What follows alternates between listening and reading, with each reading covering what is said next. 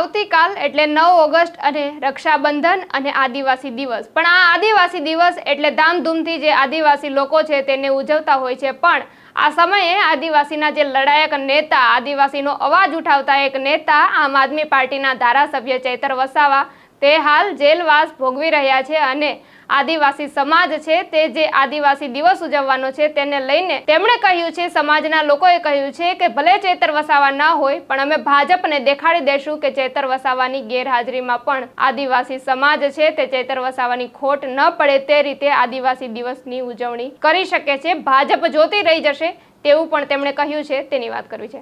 વૈષ્ણવજન તો તેને કહીએ જે પીડ પરાઈ જાનાને રે।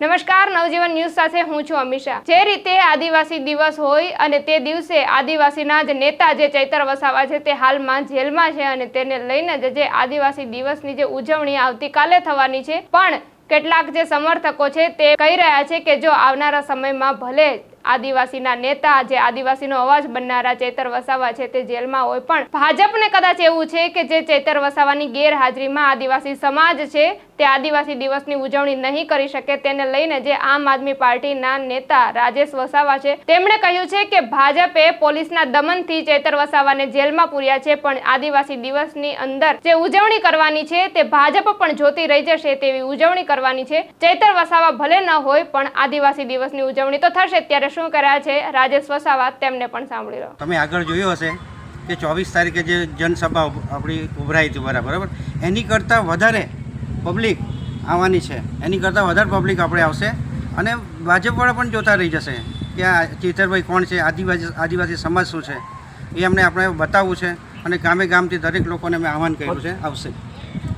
ચૈતરભાઈ અગાઉ એવી જાહેરાત કરી હતી કે આદિવાસી દિવસની ઉજવણી કેવડિયામાં કરવામાં આવશે, જે રીતે ભીલ પ્રદેશની રાજધાની કેવડિયા કરવામાં આવનાર હતી, બરાબર જે વાત છે એ પ્રમાણે એમણે જાહેરાત કરી હતી। તો શું આ પણ એક મુદ્દો છે કે હવે કેવડિયામાં આદિવાસી દિવસની ઉજવણી નહીં થવાની?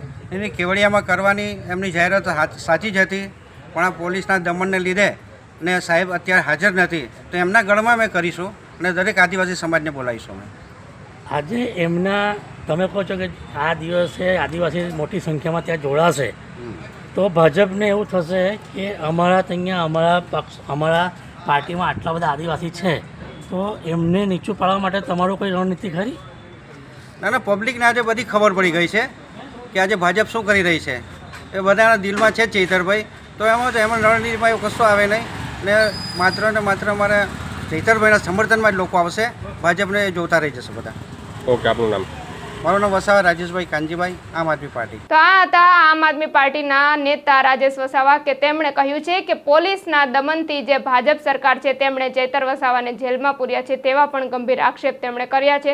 ત્યારે આ અંગે આપનું શું કહેવું છે કમેન્ટમાં આપના પ્રતિભાવો ચોક્કસથી જણાવજો। અવનવા સમાચાર મેળવવા માટે નવજીવન ન્યૂઝ સાથે જોડાયેલા રહો। નમસ્કાર। વૈષ્ણવજન તો તેને કહીએ જે પીડ પરા